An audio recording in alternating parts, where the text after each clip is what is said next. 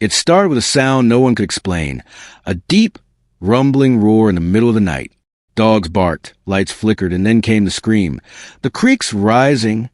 By the time people stepped outside, the water was already crawling across the streets.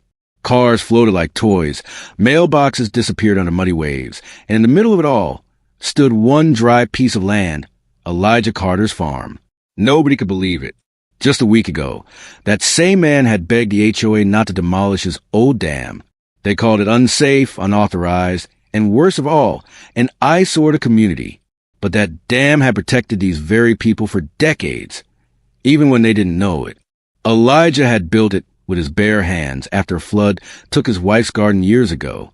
Every stone carried a story. Every line of mud carried love and sweat. When the HOA board tore it down, Elijah didn't argue much.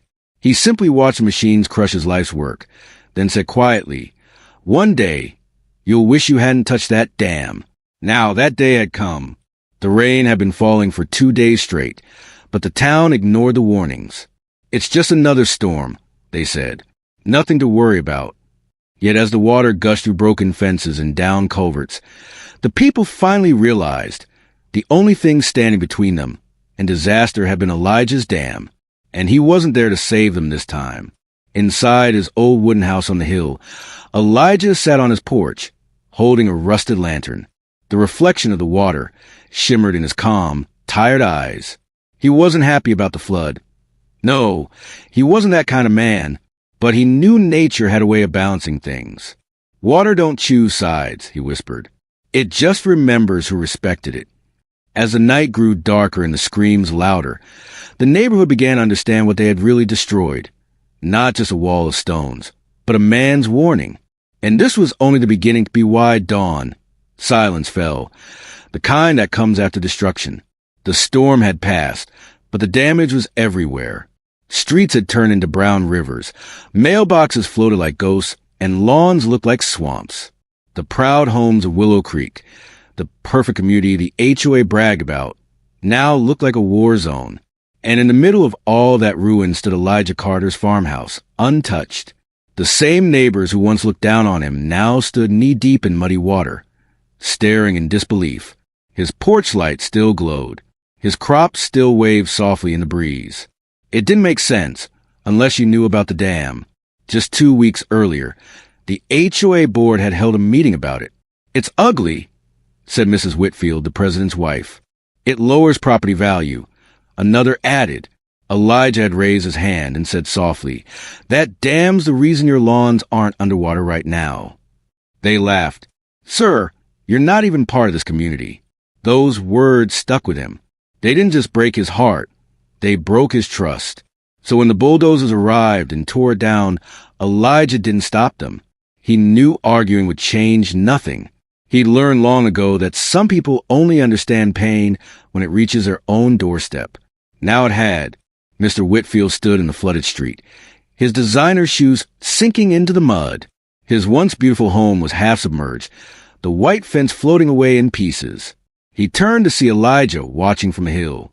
For a moment, their eyes met. No words, no anger, just a silent truth between them. Whitfield yelled over the roaring water, "Elijah, you got to help us. The whole neighborhood's going under." Elijah didn't move. His face stayed calm, unreadable. Finally, he said, "You told me I didn't belong. Remember?" Whitfield froze, guilt hitting him harder than the rain ever could. Meanwhile, emergency crews rushed in, but they were helpless. The creek had overrun its banks, and without the dam, there was no stopping it. Reporters began to arrive, filming the chaos. One asked, "Who built the dam? Why was it destroyed?" No one answered. But every camera eventually turned toward Elijah's farm, the only dry land for miles. And the world was about to learn his story. By midday, news vans lined the muddy streets. Drones hovered overhead, capturing the shocking view, a neighborhood underwater, except for one patch of dry land. The reporters couldn't stop talking about it. One man's farm untouched, while dozens of luxury homes are destroyed. Cameras panned toward Elijah Carter, standing quietly by his porch, a faded hat shielding his face from the pale sun. He hadn't spoken to anyone all morning. He didn't need to.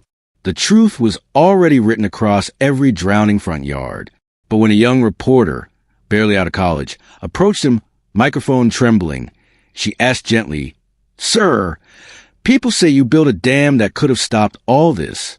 Why'd they tear it down?" Elijah smiled, a tired, knowing smile. "Because folks don't like seeing something they don't understand," he said. "They called it ugly, old-fashioned. They didn't see what it did, just what it looked like." The girl hesitated. "Did you warn them?" "Oh, I warned them," he said softly. "I told them that dam held back more than water. But they only heard what they wanted to hear." The camera zoomed in on his face, a face carved by years of sun and struggle. Behind those calm eyes lived a lifetime of quiet resistance. Elijah had spent 30 years in that valley, working land nobody else wanted. When the town refused him a permit to build a concrete wall, he used stones, mud, and sweat instead. The community laughed at him, called it the farmer's folly. But that folly had protected them for decades. The reporter turned back toward the flooded neighborhood. Children were crying, families wading through chest-deep water, furniture floating out of shattered windows. And all of it because one board of wealthy homeowners couldn't stand the sight of a black man's handiwork standing taller than their pride. When the interview aired that night, the internet exploded. HOA destroys man's dam, gets karma by nature. Elijah Carter, the man who warned them all. Black farmers' wisdom save his own land, while rich neighbors drown.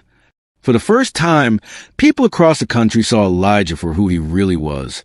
Not a stubborn old man, but a builder, protector, and survivor. But fame was never what he wanted. And as more reporters flooded in, Elijah looked at the rising sun and whispered, "They still haven't learned. The water's not done teaching yet." By the next morning, the whole country was talking about Willow Creek. TV channels, podcasts, even newspapers carried the same headline. The black farmer who tried to warn them. But inside the drowned neighborhood, pride still floated heavier than debris.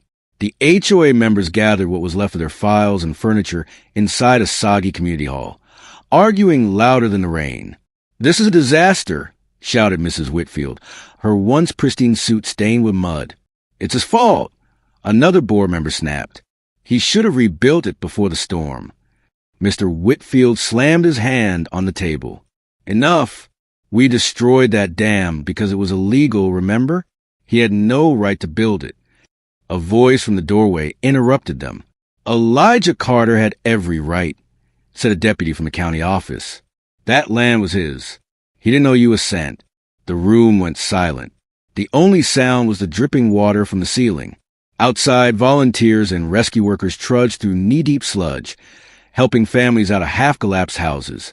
The news crews were everywhere now, and no one wanted to be the villain in front of the camera. The HOA board members avoided the reporters' questions, but the truth was leaking faster than the flood itself. Meanwhile, Elijah was on his porch, repairing a broken fence post. His calmness frustrated the same people who used to ignore him. When a group of soaked residents approached, led by a shivering teenager, they hesitated before speaking. "Mr. Carter, we're sorry," the boy said. "My dad, he voted to tear it down. We didn't know." Elijah looked at him, eyes soft. "Most folks don't know till it's too late," he said. "But water don't hate nobody. It just follows the path we give it." The boy nodded, fighting tears. "Can you help us? Can you teach us how to build another one?" Elijah paused for a moment, his old hands resting on the fence. The memory of his wife's garden flashed in his mind. The first time he built that dam, not for power, not for pride, but for love. He sighed. "I'll help." But this time, everyone lifts a stone. As the boy ran back to tell the others, the first rays of sunlight broke through the storm clouds. Hope returned, fragile but real. But deep in Elijah's heart, one question remained. Would they truly change or just rebuild what was lost? 2 weeks later, the neighborhood looked like a battlefield that was slowly healing. Mud had dried into cracks. Fences lay broken, and the smell of damp would still hung heavy in the air. But something had changed. This time, people were working together. Men in work boots, women in gloves, and kids carrying small buckets gathered near the creek. At the front stood Elijah Carter, holding a shovel older than most of them. The once divided town now looked to him for guidance. "All right," Elijah said, his voice steady but kind.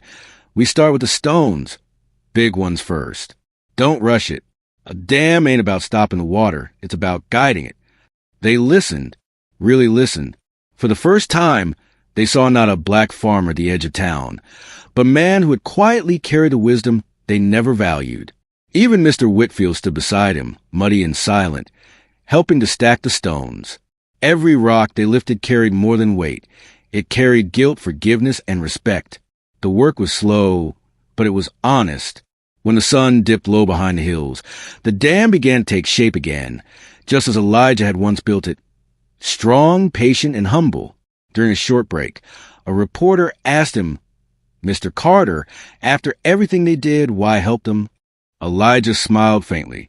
"Because holding back water's easy. Holding back hate, that's the real work." That line spread across the country. People quoted it, shared it, painted it on signs. Schools invited Elijah to speak. But he didn't chase the fame. Every morning, he returned to the creek, working with his neighbors until the dam stood tall again, a wall of stone, sweat, and unity. When it was finally done, the entire neighborhood gathered by the water's edge. The creek ran calm, reflecting the orange glow of sunset. Children played on the banks, laughter echoing where tears had once fallen. Elijah placed his weathered hand on the top stone and whispered, "This time, it's not just mine." The crowd fell silent.